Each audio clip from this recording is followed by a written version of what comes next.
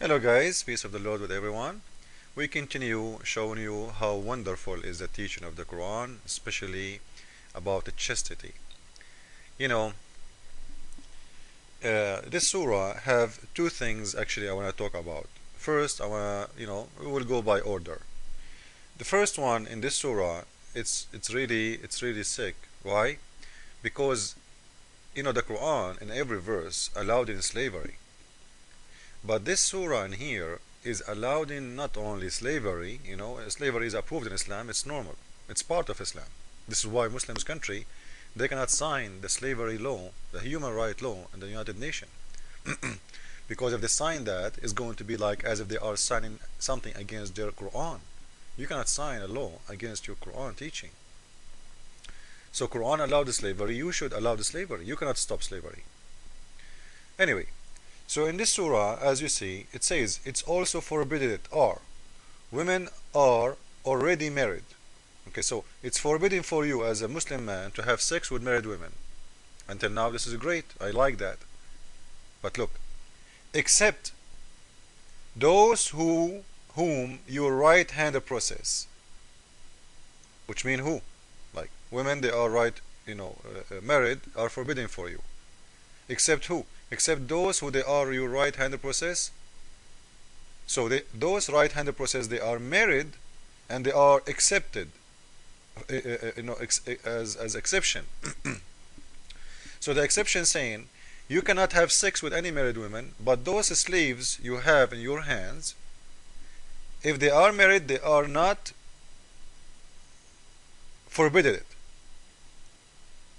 It's also forbidden women already married. So the women already married are forbidden for you if they are the free women, not the women you own in your hand as a slave. So if they are a slave, you can have sex with them. So this will show you that how wonderful and how justice is the God of Islam.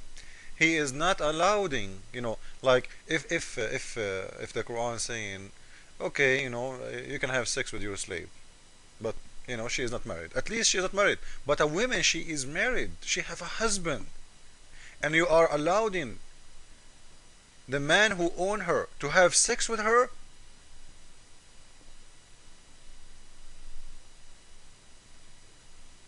And when you say it's not forbidden for you, a woman you own, which means if I own a slave, let us say I have 10 boys, 20 boys. Arab people, they have a lot of kids.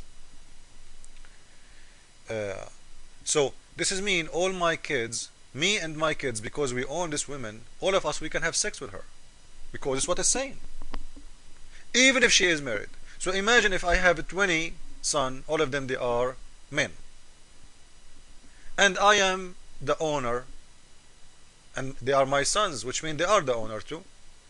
So all of us, we can sleep with this slave, rape her, and she is married, and she cannot say no. So you see, Allah is God of justice. He is a very merciful God.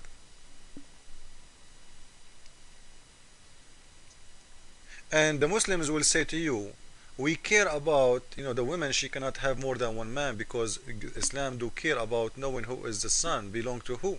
Now if more than 20 men, they are sleeping with one woman, who is the father? How you will know? And here it doesn't say. It's talking about one person, by the way. Why? Simply because whoever owns this woman can have sex with her. As an example, when you go and buy a car, let us say me and my cousin, we bought one car. What does that mean? It's mean both of us, we can drive her. So whoever have a share in that car, he can jump in the top of that car. I think that the picture is clear now, right? So whoever owns those women, he is allowed to have sex with them, and even he can rent them to others. And we will show you another verse in the Quran showing that Muslims, they use to force women to do prostitution. The Quran said, as an answer for that, force them not if they choose chastity, but if you force them, Allah will forgive you. So prostitution in Islam is allowed. Muslims, they will lie to you and they say, no, no, no, that's not true. I will show you that later. But in here, this is a lot more ugly from prostitution.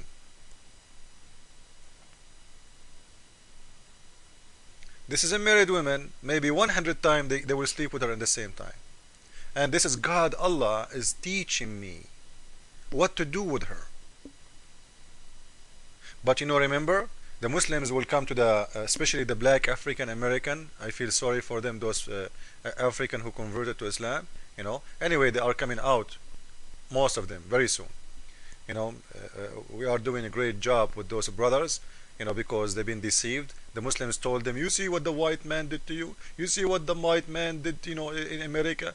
They bought you from Africa. By the way, the one who was selling slaves from Africa to the West, it was the Arab Muslims in North Africa. Everybody know that. They go, they capture non-Muslims and they sell them to the Western. Until now, there's more than 2 million Sudanese a year. A year.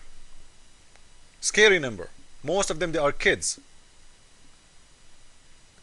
They are sold all over the world, especially to countries like Saudi Arabia, like Emirat, like Qatar. Until now, if you go and search right now for human being slavery, you will see in the top of the list all the Islamic countries. Number 1 in the top, Saudi Arabia, Emirat, Qatar, Bahrain, Kuwait, etc. So those people, they are trading slavery because slavery is part of their religion. So they will go to the black man, African black man, and they will say to him, you see what the white man did to you? What the white man did have nothing to do with God. And the white man, he fixed that. And he said his sorrow. Now, why you didn't fix that in your Quran? If what the white man is a shame, why you go and you don't go and you take all those verses in your Quran and you burn it and you say what? No more slavery. We are people who support the humanity. Why you don't take this verse in here, the one that says, even if a woman, she is a slave, a black slave woman, even if she is a slave and married, even if she is married, I will have sex with her because Allah allowed me to do so. So don't talk about others when you are living in the world of slavery. Your God is the God of slavery. Everything in Islam about slavery. Even when you go to heaven, your God, Allah, will give you what? The lowest reward, 72 women for sex. Those are slave sex. Sex slave. 300 boys to serve you. This is what the Quran is saying. Those boys are slaves, or they apply for a job to work for your majesty. Huh? Did they have a choice not to serve you? Do those women have a choice not to sleep with you? No. Allah will force them. They are slaves made for entertainment for you. So even the heaven of Islam is the heaven of slavery. Not only the earth of Islam is earth of slavery. Islam is a slavery from the beginning to the end. The Muslim is a slave of Allah, and everyone else, not a Muslim, he is a slave to the Muslims. It's a chain of slavery. So Muslims who talk about slavery and talk about dirt and talk about good and bad, look at your book and see what kind of book is the book he allowed in you to do that. And in here, by the way, you need to know that this is not a revenge. Like, maybe somebody will say, all days it used to be this way. If somebody enslaved my woman and he raped her, I rape his wife. No.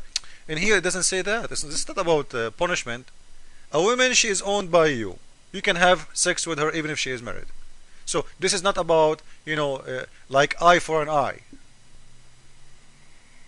You hurt me, I hurt you. You rape my wife, I rape your wife.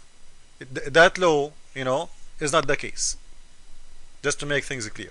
So in here, Allah is approving that and making it legally approved. Part of Islam. You can have sex with married women. And not only you and your kids, and even you can rent that woman to anyone. You can give her as a gift to a friend to have sex with her. Like your friend, he will call you, hey Abdul, hey Muhammad, how you doing? I'm horny. Okay, don't worry, I'm going to send you a slave, so she will do some job for you.